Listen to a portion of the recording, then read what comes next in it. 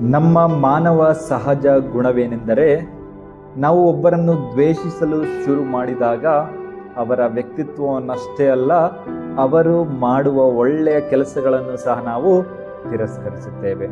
ನಮ್ಮ ಹೃದಯದ ಕಣ್ಣುಗಳು ಅಸೂಯೆಯಿಂದ ಮಂಜಾಗಿರುತ್ತವೆ. ಪ್ರಿಯರೇ, ಇಂದಿನ ಶುಭ ಸಂದೇಶದಲ್ಲಿ ಯಹೂದ್ಯ ನಾಯಕರು ಯೇಸುವಿಗೆ ಕಲ್ಲು ಎಸೆಯಲು ಮುಂದಾಗುತ್ತಾರೆ. ಯೇಸು ಮಾಡಿದ ತಪ್ಪಾದರೂ ಏನು? ಅವರು ರೋಗಿಗಳನ್ನು ಗುಣಪಡಿಸಿದರು, ನೊಂದವರಿಗೆ ಸಾಂತ್ವನ ನೀಡಿದರು, ಬಡಬಗ್ಗರ ಜೊತೆ ಬೆರೆತರು, ದೇವರ ಪ್ರೀತಿಯನ್ನು ಜಗತ್ತಿಗೆ ತೋರಿಸಿದರು, ತಾವೇ ದೇವರ ಪುತ್ರ ಎಂದು ಬೋಧಿಸಿದರು. ಆದರೆ ಆ ನಾಯಕರಿಗೆ ಇದನ್ನು ಅರಗಿಸಿಕೊಳ್ಳಲು ಸಾಧ್ಯವಾಗಲಿಲ್ಲ, ಏಕೆಂದರೆ ಯೇಸುವಿನ ಸತ್ಯ ಅವರ ಅಹಂಕಾರಕ್ಕೆ ಸವಾಲಾಗಿತ್ತು.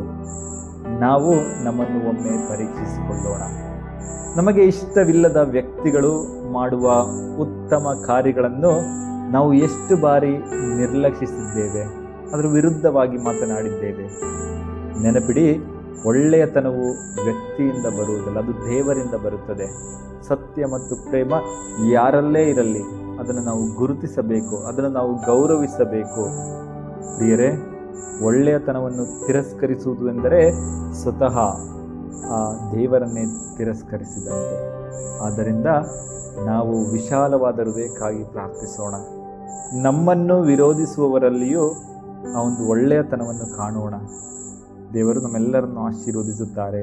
ಆಮೆನ್.